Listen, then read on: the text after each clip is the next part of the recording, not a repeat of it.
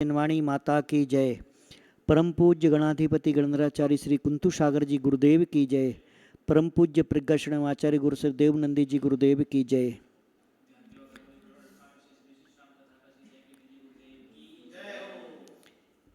देखिए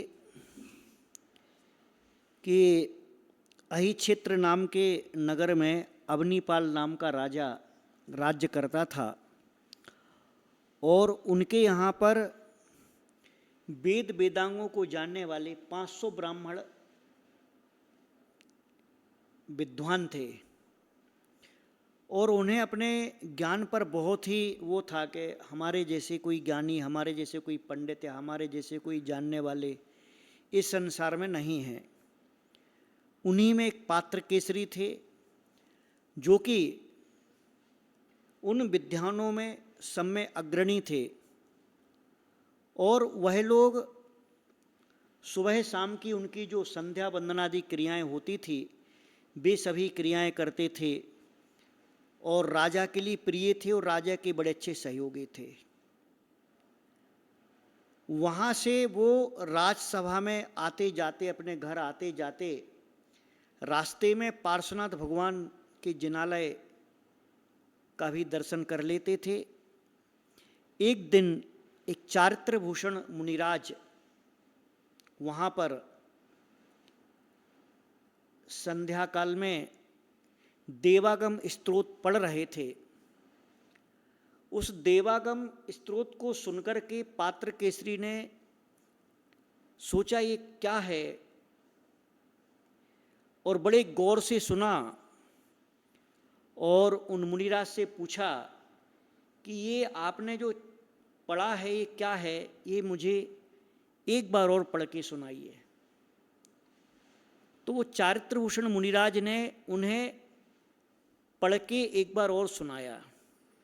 उसका अर्थ पूछा तो उन्हें मालूम नहीं था चारित्रभूषण मुनिराज के लिए कि इसका अर्थ क्या है, परंतु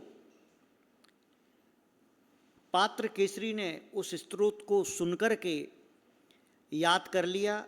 याद करने के बाद उसके अर्थों को जाना और वे उसके जीवा जीवादि आदि पदार्थों को, स्वरूप को उन्होंने उससे जाना और वे विचारते रहे कि इन सारी वस्तु तत्व को ये जो प्रमेय है यानी जानने योग्य पदार्थ और तत्व ज्ञान, सम्यक ज्ञान को इसमें प्रमाण माना गया है, पर इसमें अनुमान प्रमाण का लक्षण समझ में, मन में उनके बात हुई, शंका हुई। तब रात में पद्मावती माता का आसन कंपायमान हुआ और पद्मावती माता ने आकर के उनसे कहा कि आपने सब कुछ जाना है, पढ़ लिया है और आपको ये जो संदेह हुआ है, इस संदेह को दूर करने का उपाय मैं बता देती हूँ। आप सुबह जब जिनेंद्र भगवान का दर्शन करने जाओगे तो उस समय आपको इसका संदेह दूर करने का उपाय मिल जाएगा। और उन्होंने पार्श्वनाथ भगवान के फण पर अन्यथा नुपपन्नत्वम यत्र तत्र तृणेन किम नान्यथा नुपन्नत्वम यत्र तत्र तृणे किम, इस श्लोक को लिख दिया पार्श्वनाथ भगवान के फण पर। और जब पात्र केसरी सुबह जिन दर्शन के लिए जाते हैं और वे उस श्लोक को पढ़ करके उसको समझ करके उनका वह संदेह दूर हो जाता है अनुमान प्रमाण का। इस घटना को लेकर के और पद्मावती ने जो साक्षात आकर के उनको राह दिखाई और पार्श्वनाथ भगवान के फण पर उनको जो उसका उत्तर मिला, उससे उनकी श्रद्धा बहुत ज़्यादा बढ़ गई। समय और संयोग की बात है कि उसे देख करके उनका संदेह दूर हो गया, और जिस प्रकार से सूर्योदय होने पर अंधकार दूर हो जाता है, उसी प्रकार से उनके मिथ्यात्व का अंधकार दूर हो गया। अब वे जिन धर्म में पूर्ण आसक्त होकर के, पूर्णतः समर्पित होकर के और पूरे तरह से लीन होकर के इसके अध्ययन में लग गए, इसे देख करके उनके जो साथी थे उन्होंने इनको बोला कि तुम ये क्या कर रहे हो, अपने मत को छोड़ करके यह तुम क्या करने लगे हो, क्या पढ़ने लगे हो।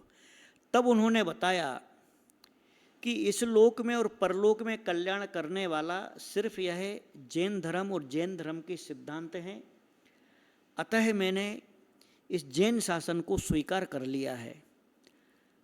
तब उनने पात्र केसरी के लिए चुनौती दी कि तुमने जिसको स्वीकार किया है वह ठीक नहीं है, अतः तुम शास्त्रार्थ करो।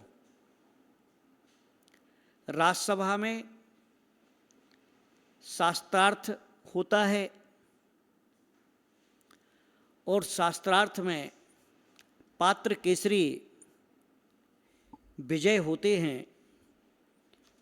उन्होंने वहीं पर एक जिन स्त्रोत, पात्र केसरी स्त्रोत बनाया, जिसके माध्यम से जिन धर्म के सिद्धांतों का अच्छी तरह से मंडन किया और अन्य मतों का खंडन किया, और वे विजय को प्राप्त करते हैं। और इसको देख कर के अवनीपाल राजा तथा अन्य सभी ब्राह्मण अपने मत को छोड़ करके और जिन मत को स्वीकार कर लेते, जैन धर्म को स्वीकार कर लेते हैं।